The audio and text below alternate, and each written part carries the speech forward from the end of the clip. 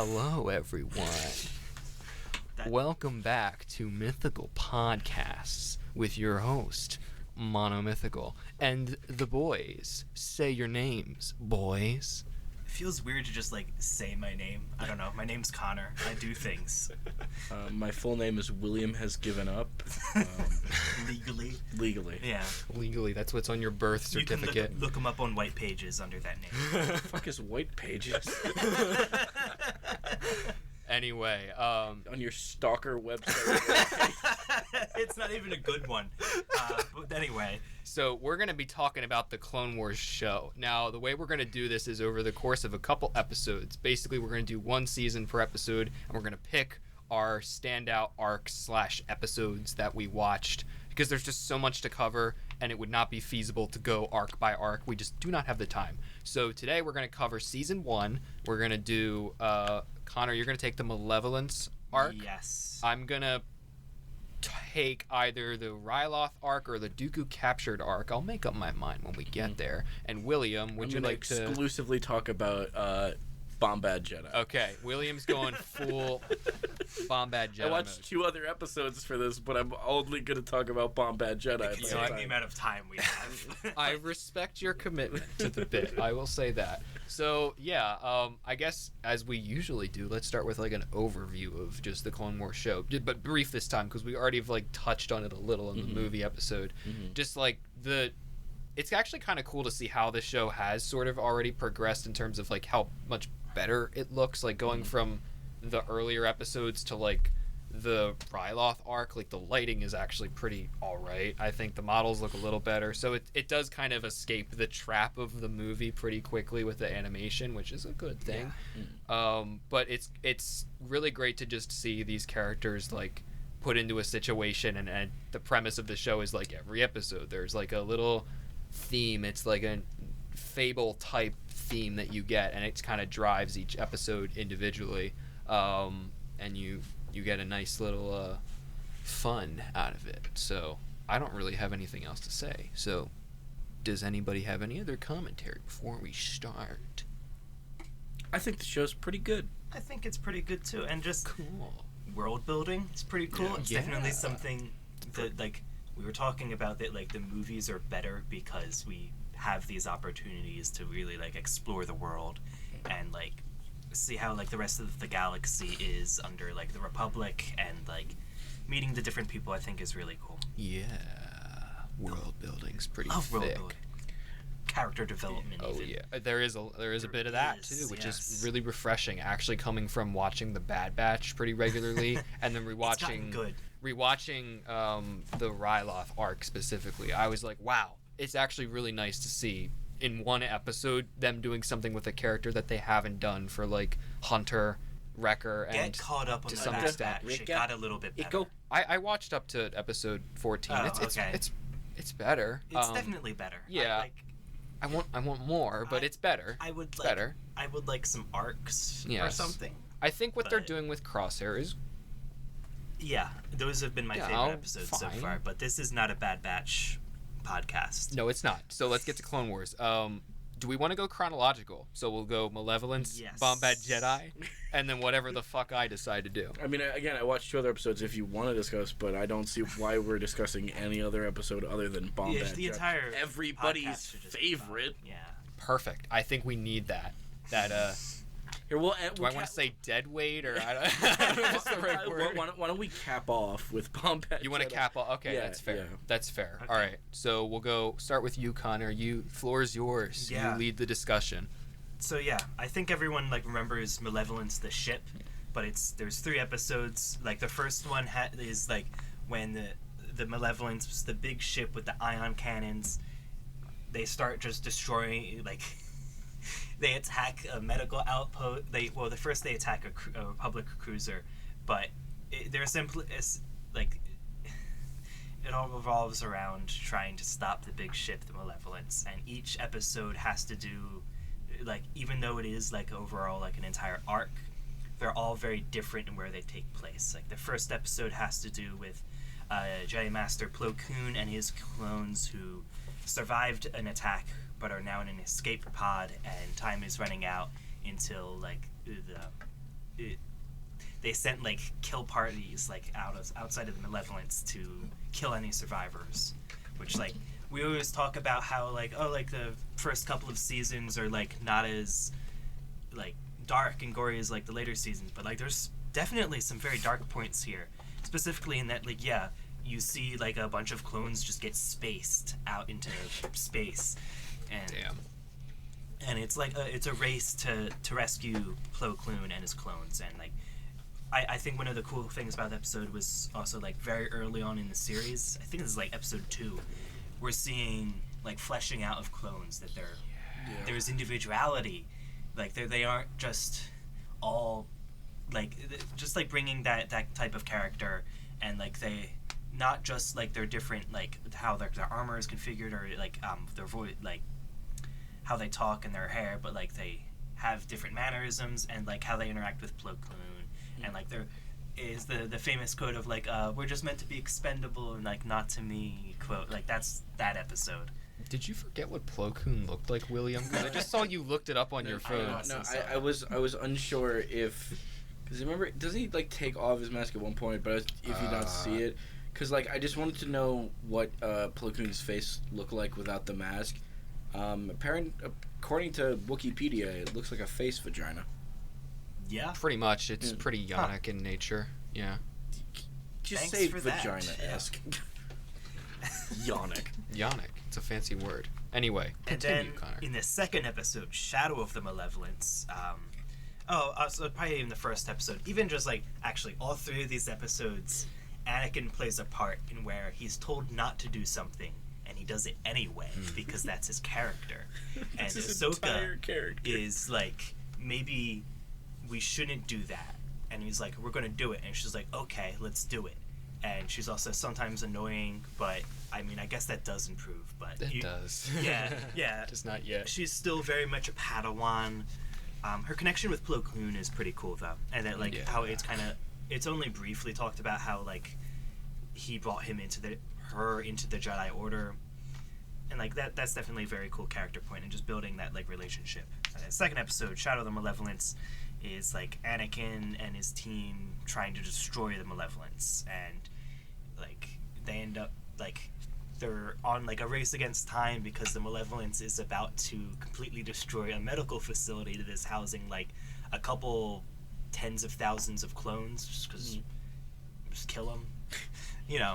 Ouch. Very, very happy kids show kind of stuff. Not very wholesome 100. Not very wholesome 100%.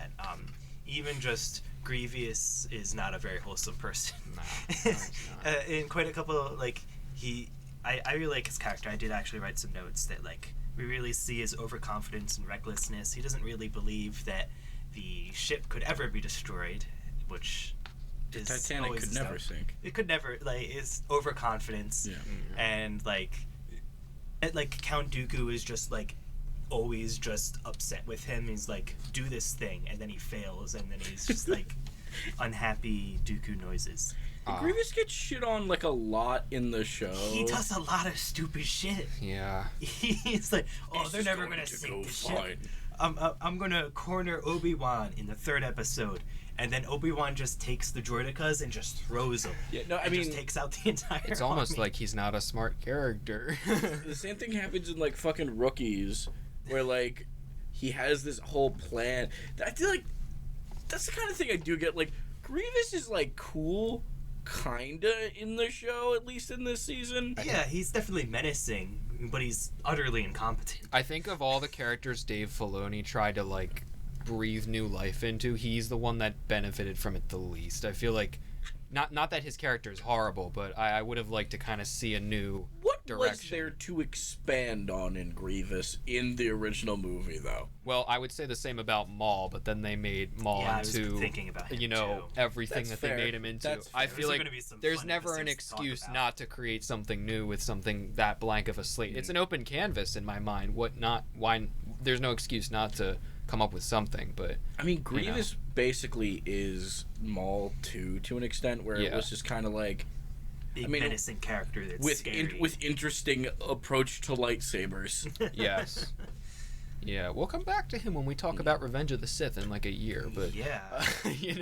In the meantime, Connor, you're Anakin like sends a squad of bombers because apparently the Malevolence doesn't have point defense and can't defend against 10 bombers. Ouch. That's an L. Yeah, I really like space combat and ships and stuff. A lot of stuff that happens here just makes no sense. Specifically, like 10 bombers unsupported attacking an entire capital ship that should have an escort and most definitely does have fighters and lots of guns yet. Ouch. Yeah. Or like shielding. But no, that doesn't happen. But they end up like Anakin or like Plo Koon's just like Anakin keeps like they took a shortcut which apparently was inhabited by these like alien beasts, and Plo Koon got mad because Anakin was reckless. And then they ended up just destroying the ion cannon and not the entire ship. And so like we go into the third episode where they're tailing behind the Malevolence and they need to completely destroy it. And apparently the three Venators with full like laser cannons shooting at the engines isn't enough to take the giant ship down, which like I could see it being difficult to take the ship down completely, but the fact that you shoot the engines enough times and they don't just completely explode seems a little bit unrealistic to me. But that's very nitpicky of me, and they're buffing up the Malevolence quite a lot, I guess. Yeah, but like even just like in an Executor Superstar Destroyer, going at that like in the front, like it's almost impossible to take one down unless you had like another giant ship or like bombers.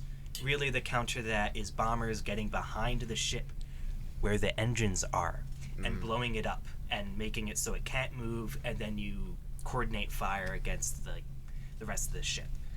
Battle tactics are fun that would in be movies. Too much thinking for any admiral, I guess. I don't know. That's fine.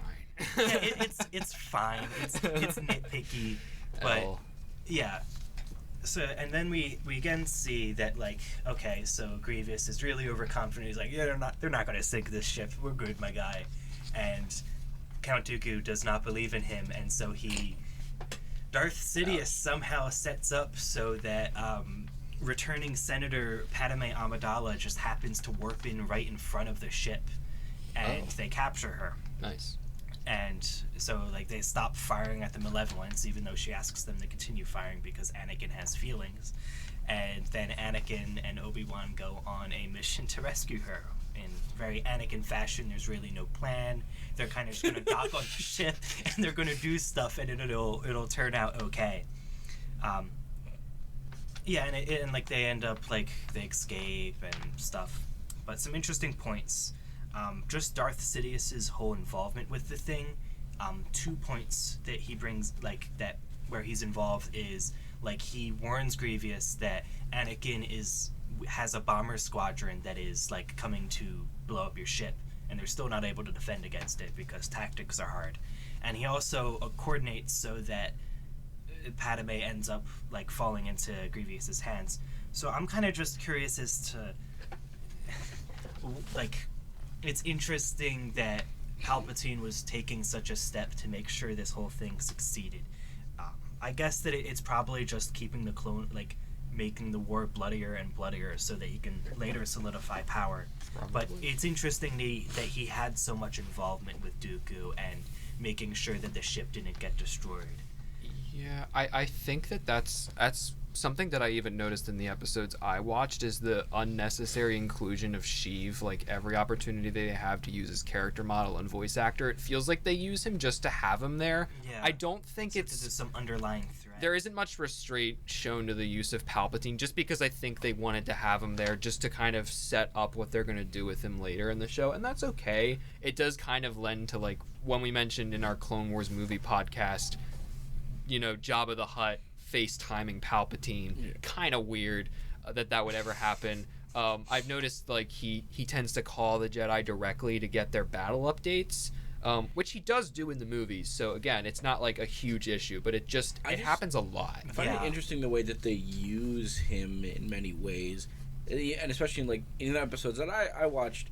where Palpatine just kind of, so like they don't really play their hand very obviously that he's evil though. They kind of use him, but like if you were to just watch this show and not the other movies, why would you do that? But well, I mean, I can see a kid doing it. No, continue.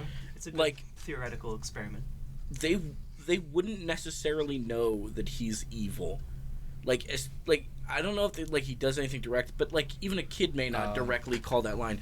But like just an example, in an episode that I watched, like he was like, yeah, you need to go like deliver this message, and like his sister was like, well, do I have to go deliver the message? And it's just like, well, it's just some of us have our jobs to do, and like the guy leaves, so you think like Sheev could like give him like an evil face, but he doesn't. He like the show really underplays, at least in the beginning. In the beginning, yeah, that he's evil. We'll get to that later. I think season 3 is like the first point it becomes obvious. There's that famous scene where it's like the attack on Coruscant, and like he's in his office saying like, oh yeah, we're just gonna let the Senate do its thing and everything. He has this evil smirk and everything. Like that I think is the moment where they finally start to explore like Chancellor Palpatine intersecting with Sidious. But I agree, like early on you could totally miss that connection if you like just did not know, and I'm fine with that. I think it's good for wiping the slate clean for the Clone Wars and creating that like good versus evil conflict that we then deconstruct later on in the show. It is kind of like this dip into this weird alternate reality where it's like, what if he wasn't evil? Yeah, what if he was just a guy? What a world we'd and I feel like you could, but like I feel like you could definitely go like, well, he's a kind of a shitty leader at times, and then when it's explained like, oh, it recontextualizes everything. I like that. I like that reading. I never thought about that actually till you brought that up, but I think that's an interesting perspective to think about going forward. But going back to this, do you have any other final comments about Malevolence? Yeah, I talked about Sidious, I talked about Grievous, I talked about space battles. It was also cool to just see like Anakin, Obi-Wan and Ahsoka, and like their banter and like forming that relationship between the three. And like it's very much like some of like the funny things they'd say during like episode 1 and 2 and eventually 3. It's pretty juicy. Yeah, like there's the whole go fuck yourself. No, the you'll need like talking about like different tricks Anakin does, and he's like, well, the spinning is a good trick. It definitely like builds that character of like their like very close three friends. It helps to balance out its tense and action-packed moments of the storyline, and like adds a sense of like that camaraderie between like them, which like I think that's just something cool that like we see throughout the show. It's like brother sister kind of brother yeah, like it's really a nice dynamic. I think it's really awesome in like God, names, damn. The arc, the crazy force with the brother and sister, the Mortis arc. I think that's where that really shines, and like we see that dynamic play out. But just like building those characters, and like that is where we see some of the character development, which is pretty cool. Like we were saying, like even like Ahsoka throughout this season, there's an improvement, which we will be touching on very shortly. Cool. I enjoyed these 3 episodes. I'd say I don't think it's the best arc in this season per se, but like it does introduce us to the character of Grievous, which is very cool. We get to see space battles, which I love, and just like it even introduces us to quite a couple like reoccurring faces we'll see throughout the show. Like obviously the trio, but like Padme, Plo Koon, like all that jazz. Even I think Luminara is in it too, which is pretty cool. Nice. So yeah. Cool beans. Very nice. Good opening arc, I suppose, to this season. So William, we're going to do me first, and then we'll end with Bombad Jedi. That's the plan? All right. Again, cool. End out on the best one. Excellent. Yeah. So I watched 2 different arcs again with my close eyes, and I'm going to talk about one more in detail, but I'm just going to shout out the Dooku Captured arc for being so fucking funny. I don't know what it is about it, but it's Obi-Wan and Anakin banter at its utter finest. It's just it's beautiful. Like every single scene they're in together, they're just making fun of each other. They're joking around. Anakin's getting lectures from Obi-Wan about like his lightsaber getting broken by a fucking rock. He's like watching Anakin getting just absolutely slammed by this Gundark, and he's just like, yeah, we're probably on the planet where the Gundarks live, and I'm just kind of over here doing my own thing. You distract it for a little bit, and it's like, it's really great. And then Ahsoka comes in, and we see like how she's criticizing them for letting Dooku get away, and Anakin's like, well, we didn't let him get away, and then he's like, he can't think of anything to say, and Obi-Wan's just leaving him hanging. Like, this is too funny to just like try to help you out. It's great. And then we meet Hondo, who might be one of the greatest characters this show ever created. Oh my god. He made it to live action, didn't he? No, not yet. Not yet. God, he has to, though. He's been in Rebels. I would not be surprised if he makes a cameo in like The Mandalorian or some other future show like Lando That or would be something. pretty. Yeah, I think Lando. I don't know about Andor, as cool as that would be. I think they're a little too focused. It wouldn't really make sense. Yeah, it wouldn't make what show? sense. It's We're doing this bit again. just because like the time period. I would like. Well, I guess Hondo would be alive during Mandalorian. He was in Rebels, so we know that much. No, we haven't seen his canonical death So, yet. like, for all we know, his race could just be still alive. It's Disney. Yeah. They can do anything. Well, okay, this is going to sound really stupid, but hear me out. That's so stupid. In Battlefront 2, in Maz's castle map on Takodana, there is a picture of him. I think you get, like, an achievement if you find it or something, but kind of maybe means something. I don't know. That's, like, the most we know about, like, him outside of the Clone Wars and Rebels, but whatever. Hondo is great. He's really funny.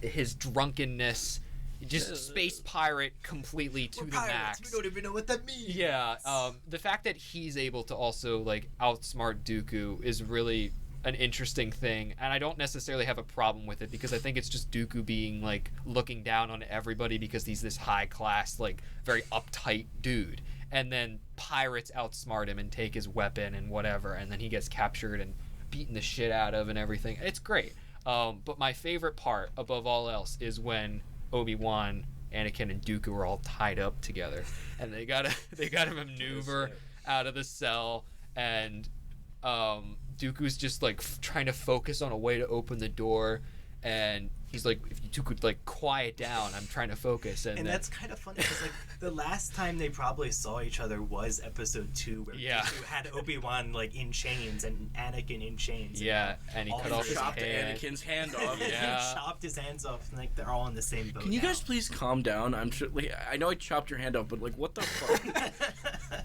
Anakin, control your insolence. The Count is concentrating. You guys are being really over dramatic. Not gonna lie. It's so wonderful. Or like they're walking and Dooku's like, if I didn't have to, I would kill you, but then I'd have to drag around your bodies. So like, fuck you. It's a kids show. It's wonderful. It's one of those situations. I know the Clone Wars show is all about like bending the genres Star Wars can reach and like just telling really outlandish stories sometimes, and this is definitely one of them. But I think it really works here because it's just such a stupid fucking situation that you'd never expect them to be in. But here we are, and it's great, and we love it. I would just describe it as just like, that's the kind of the thing that I'm like, so I'm glad Clone Wars is here, because like Clone Wars like really like fleshes out a lot of those things. I think it does a really good job. Because like I said, it's not filler. Like I'm getting a lot of character out of these people, and we're kind of playing around with them. This is all filler. I mean, theoretically, the entire thing of the Clone Wars, meaningful filler. I think that's honestly like, because filler kind of has like that dirty word. Yeah. But like if we're being honest, none of this is necessary. Yeah. So like I don't mind filler just as a concept. My problem with it is when the filler doesn't accomplish anything. Like Bad Batch is my example where so much of it is just pretty stagnant. But this is an example of like what changes, good filler. Or what does this show us about the universe? Do you know where like the term and like everything like filler comes from? No. So it's actually, I believe it is its roots in anime, because naturally so much of it. I guess I don't know if this isn't. It comes directly from Dragon Ball Z, but Dragon Ball Z is the quintessential example. Like, the anime would be being made as the manga was being made. So they needed to catch up and wait for it to, So they would be like, Piccolo and Goku are gonna learn to drive cars, which is a real episode. And we're gonna go on an adventure to look at what Krillin's doing over here? And like none of that is in the manga, and it's literally because they were just like filling in time before they had like something to do, like when the manga would be out and then they'd release the episodes. But yeah, it's like this is in a sense filler, but because it isn't removed from those constraints of just like fucking whatever, and they just got to like do it like fleshing out it. Like this is all technically filler, but it's like it's stuff like that where it's like good. That's where like filler. Like this first season has like that more of that spark than I think the movie had, where it was like hey, here's an interesting idea. What if Dooku and Anakin and Obi-Wan had to hang out for a little bit? Yeah. It's really great. Because of what? The most entertaining space pirate ever. Who drinks and roofies Anakin and Obi-Wan. It's great. I was gonna entertaining. Like, it's great. I was gonna say, like, he also is, like, definitely... Like, he definitely fucks, right? Oh, yeah. I think he has, like, a bunch of women around there, and I think at one point... All consensually, by the way. I refuse to believe that Hondo is a creep in that sense. Because you had just said roofies, and that's what made me like, I don't want people to think like, yeah, I'm connecting those two things. Well, so like everybody at the party, I think, was like passing out from like whatever stuff they put in the drinks, because like Anakin and Obi-Wan swapped drinks. It was with people. A party. Yeah. What'd you do? But yeah, that's all I had to say about that. That was just my honorable mention. So now I'm gonna speed run Ryloth, and then we're gonna get to Ryloth, the best. Your Jar Jar one. So. With Ryloth, I just want to say the one I want to focus on is just the first episode, because that's the one that I put the most thought into while watching, because I think there's a lot of really great stuff in that episode. But just to quickly breeze through, basically the whole arc is they're trying to get into Ryloth. It's been blockaded by the Separatists. They've taken most of the native cities captive. They've driven the residents out from their homes and congregated them in the squares. And they're just kind of pulling resources and whatever, all that shebang. So the Republic has to go in, break the blockade. That's like phase 1, first episode. Then they have to land, create a base camp. That's phase 2. And then phase 3 is taking back the capital city, Ryloth. So the whole arc is kind of this progressive thing where each episode we get the opportunity to focus on a new cast of characters, which is really cool. So like the first is Ahsoka, Anakin, Rex, and Yularen a little bit. And then Yularen. Yeah, and he actually has an interesting little thing in this. Looking up a little Yularen looks like. Oh my god! You know, I know it's the announcer. Oh, okay, yeah, no, okay, I know Yularen because I knew the name is why I was like, fuck, I need to. He's in Andor too. Sorry, I was on my phone looking up Yularen. Then I didn't hear what you said. Second episode is Obi-Wan and like his troops, and then the third is Mace Windu, his troops, and then Sham Syndulla, who will be important later. One of the Twi'lek residents who's like kind of a rebel. Basically, though, the blockade episode is one that I just want to really touch on, because what they do with Ahsoka, for me, this is the turning point where her character becomes not only like just tolerable, because she is a little annoying, as Connor was saying, but like actually feels like a person that I can relate to and like want to see succeed and feel for and root for. Like this is like the beginning of like a course character development. Yeah. This is the beginning. You all right, Connor? Yeah, I'm fine. That sounded painful.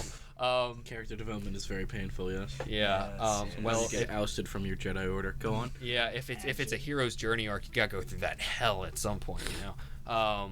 But she really like gets tested in this episode. This is the point where she understands the reality of war. And like Connor was saying, season 1 ain't all that violent, but her entire like squadron dies. Yeah, it turns out actions have consequences. Putting a 14-year-old as a general didn't work out. That was another thing I was thinking. Like, when you take it out of context, the Jedi are sending a child into a battle, leading troops. It's really horrible. Technically speaking, she's older than the clones. And they've just technically, yes, that is true. Technically, that is true. That's what really fucked with me when watching the first season of Bad Batch. When she's like, I'm older than all of you. Yeah, that's right, she is. And that's really strange. You're all gonna die. She's gonna outlive them, and that's gonna be something she has to live with. But I doubt we'll ever see that story. So Ahsoka like has to grapple with like her mistake. She didn't pull out of the battle quick enough, so too many of her troopers died from all the vulture droids and whatnot. And they have to do a full tactical retreat. And in the hangar bay, Anakin's like, saying, you know, you messed up, whatever, but this is the reality of war. And she's like, well, you always like do impulsive shit and are fine. And he's like, yeah, I know, but like that's why I'm saying, like, listen to me, because I'm depressed. if anything, I'm the best person to like tell you this, because I do it, so I know how to handle it. And like also Anakin just has more experience. I mean, not a ton more, but he still has he's probably at this point like 19 or 20, so he has like a good 6 years of life over her, and plus all the events of Geonosis to start. So he's definitely has more of a grip on reality. He's still figuring things out too, of course, but it's nice to see like their sibling, like, quote unquote rivalry kind of take hold here. And then she has a nice redemptive moment where like he has a plan to like go on the ship and just crash it into the separatist blockade and escape, and she's like, I don't want to see you get hurt or whatever, and he's like, it was what we got to do, it's the only way. And she basically has to muster up the courage to lead the squadron back into space in a battle that's much more tactically sensical-ish than sounded like the Malevolence was. Yeah. Still a couple weird things, but like it's fine for the most part. Yeah. It looks really great. The lighting in the animation has improved really significantly by the end of the season, so that's nice to see. And yeah, it's just a nice little mini, like, quote unquote, I keep saying quote unquote, that's my like phrase thing of the day. It's your quote unquote phrase. Yes, indeed. This is like a hero's journey catch-up arc for her, I guess, is the best way to put it. Like, just speed running her development to make her a little more like sympathetic and not invincible, not give her like the main character protagonist immunity. And it's nice to see, because from this point on she really feels more not just humbled, but also like she has like an actual experience where she's now understood the consequence and she's able to bear it and deal with it. So it's nice. I'm trying to imagine my 14-year-old sister, who is 6 years apart from me, leading an entire squadron of fighters. And meanwhile, you are more experienced and have killed thousands. I've killed thousands.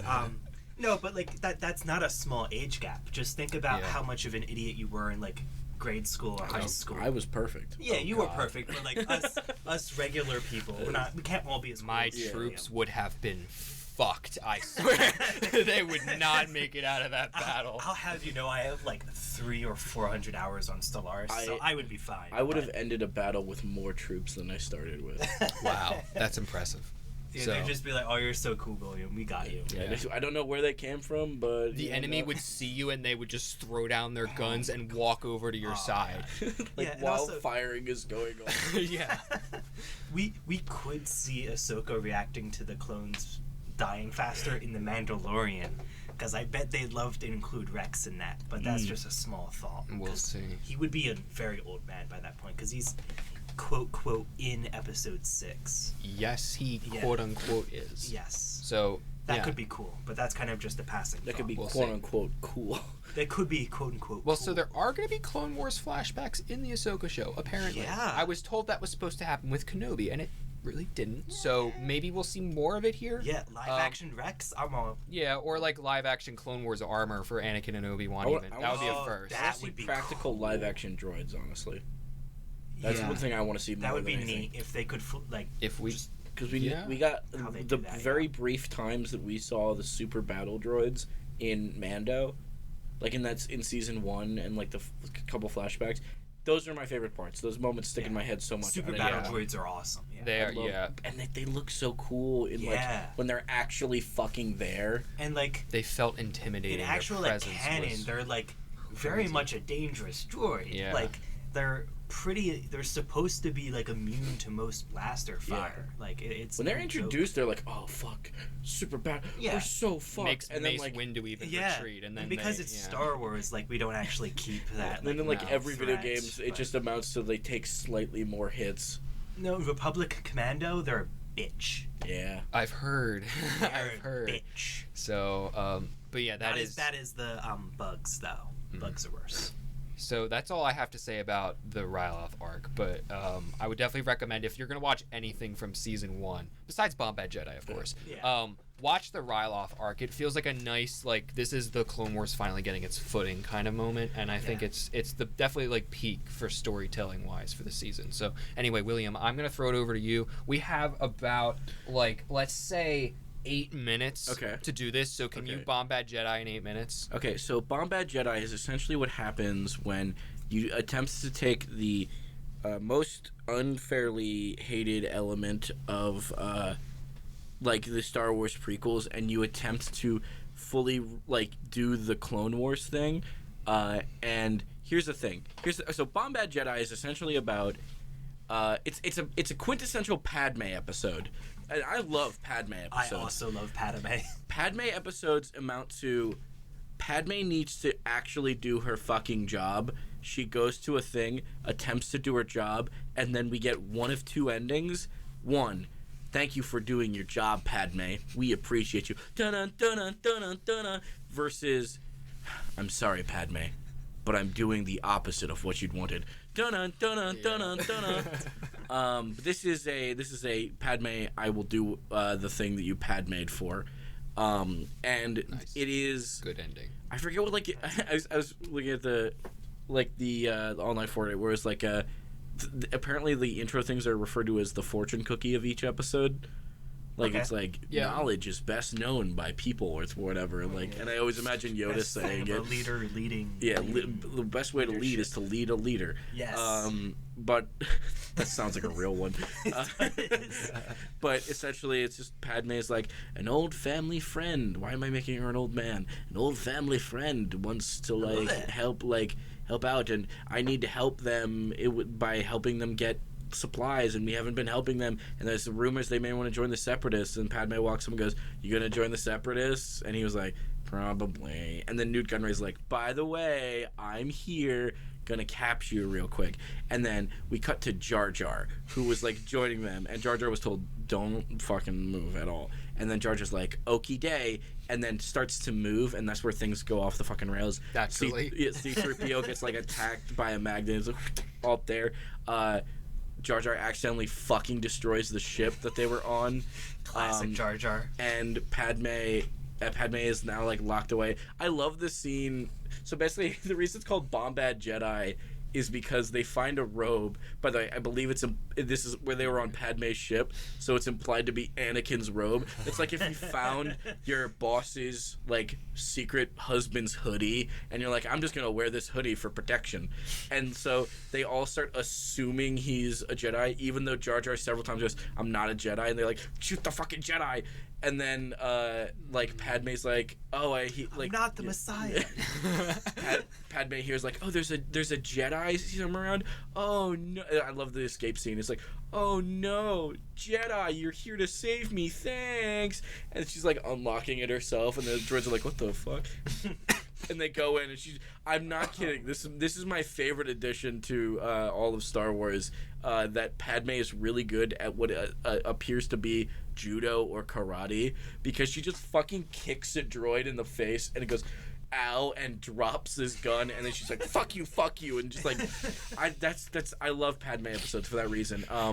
She can handle herself. Jar Jar gets eaten at one point as they're shooting a missile, and you're like, "Oh no, Jar Jar got eaten," but like it turns out the thing that like ate him was protecting him because it could take the fucking missile that was being shot at him. Nice. So he eats it, and then like he appears in front of Newt Gunray, and he's like, "You're gonna fucking die, Newt Gunray," and they're like, "He's gonna use his Jedi powers," and they're like, "Fire," and they start shooting, and of course it's Jar Jar, so he's like, "Oh no." I remember and then that. the monster comes up and like slams like all the bad guys and like tells Newt Gunray to go fuck himself, and they're like, "Oh my god, a Jedi's powers." I'm like, "Oh, that's because they have animal friendness or whatever it's specific powers called, but that is a Jedi power." Yeah. Yes. And then Obi-Wan uses it in the Ryloth arc too. Yeah, forgot to mention that. And then fucking and they're like, "Good job, Jedi Binks." And it's just like I think I looked on IMDb. I'm pretty sure this is the lowest rated episode of season 1. I believe it. Yeah. But like, I gotta be honest. If this is as bad as the show, because I'll be honest, season 1's the weakest. Like, I think it like gets more into its own comfortable skin and its own like way of telling stories. Season 1 is kind of the weakest, not bad necessarily.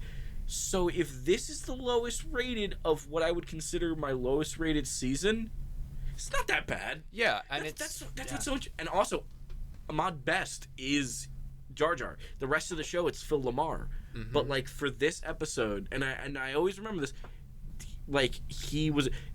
And if we could just be like fans of Ahmad Best for a second, dude, like, because he recently got his return. Yes, it was pretty awesome. Kalarin, whatever. I don't know the Yeah. last name of the character, but yes. Candace of Geeky Waffle, which is that whole like group of people, brings up a good point. Is that they've been calling it a redemption arc? It's like no. It's not. He's not being redeemed.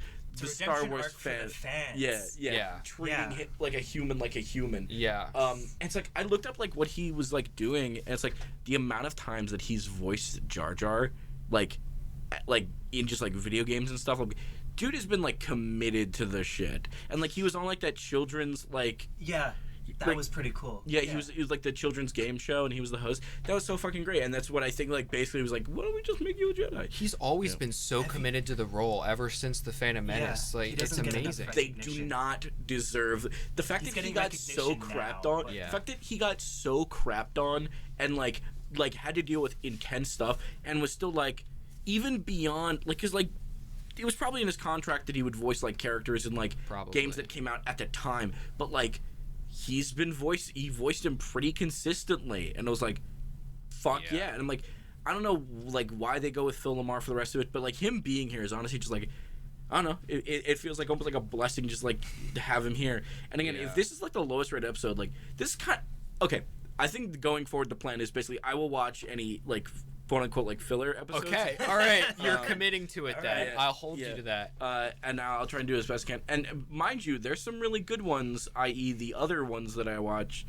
One of them is the beginning of Domino Squad. Yes. I watched Rookies, which that episode, not to move away too much from Bomb Bad Jedi. Of course, we don't want to distract ourselves from my favorite, the real truth of Star Wars. That is so great. That episode's like really good in what it sets up. I don't know if it's the best like episode ever. I think it's a little slow at times, and like because it's a bunch of clones, it's kind of hard to follow, and they don't have their unique things yet. Not yet. Yeah, they're still working. It also leads to the sad death of Heavy, which like so much of that episode is sad in retrospect. Like when Cut Up dies. Cut Up just dies, and he's like, "Oh no, he was part of Domino Squad." Because it doesn't really get as much significance till you get to that season 3 episode, and then you watch them in the training room, which is a really wonderful thing. I'm pretty sure may be my favorite episode of the Clone Wars. Really, I really like that arc. That like, because it's like we pick up with them. We pick up with them every once in a while. Mm-hmm. And it's like, but then we watch as they slowly all die except for Echo. Yeah, well, yes and then no, but at this point it almost might have been better off if he stayed dead because they haven't done anything cool with him. No, like I'm not caught up with Bad Batch, but season 1 I was like, fuck, like he's the reason the Bad Batch exists. And he's kind of just like a droid functionally to them at least. He can do like the droid consoles. It's like a character being able to use a C-3PO panel in a Lego game. Like, and we don't have to touch it too much, but like, because we'll touch on it later. I just had this thought and I need to say it because I will forget it for later. It's like if they took Donatello of the Ninja Turtles and made him 2 different characters, but like all that they did with Echo was make him the tech one. But like, there's already a tech one. Literally, there's already tech, and just like, I would just like to see them being best friends for a little bit. Most of his like the story surrounding him is actually like expressed through Omega. This is not a Bad Batch episode, but anyway, Bomb Bad Jedi. Honestly, for like as much crap as like it gets, I think that mainly comes down to the fact that it featured Jar Jar. I think when that's like the reason, the hate for Jar Jar was still like super there and super overdone. I don't think that's the worst episode in season 1. What do you think is the worst episode of season 1? I don't know. I just don't think it probably is. I think there's worse episodes of the whole show. I might even say, but it's definitely one. Zillow Beast. Not even. That. I know. I just wanted to hit you with like a. I actually like the Zillow Beast. Zillow Beast is great. It's something, you know. Bad Batch. It is in the Bad Batch. So do I have to like become the biggest Bad Batch fan, and you guys can keep talking about that imaginary show you watch? What if it is just made up in our heads? That would be pretty funny. What if Andor is just like entirely fictional? Well, it is just schizophrenic, just imagining an entire amazingly crafted show. Isn't that a creepypasta called Pirates Cove? Foxy. What? Thank you for joining us, the Mythical Podcast. Yeah. Oh no, that's actually perfect though, because we need to end because I have somewhere to be in like 2 Yeah. minutes. So, but yes, thank you for joining us for season 1 of the Clone Wars. We'll be back very soon for season 2, and then season 3, and then the rest of the show. Because And we'll never stop. And maybe we'll actually update this podcast regularly. If Yeah. we can Wouldn't that be schedule. great? I'm sorry that I'm in college. I am also I know. incredibly busy. We're but all getting. I thought you were going to say I'm incredibly in college. I am also incredibly in college. We are all right now. being fucked by existence, so it's great. Existence Anyway, is pain. this has been Mono But at Mythical, least and there's Star Wars. Connor and William has given up. Yeah. We'll see you later, pals. Bye. Very Resident Evil 4 to all of you. Bye.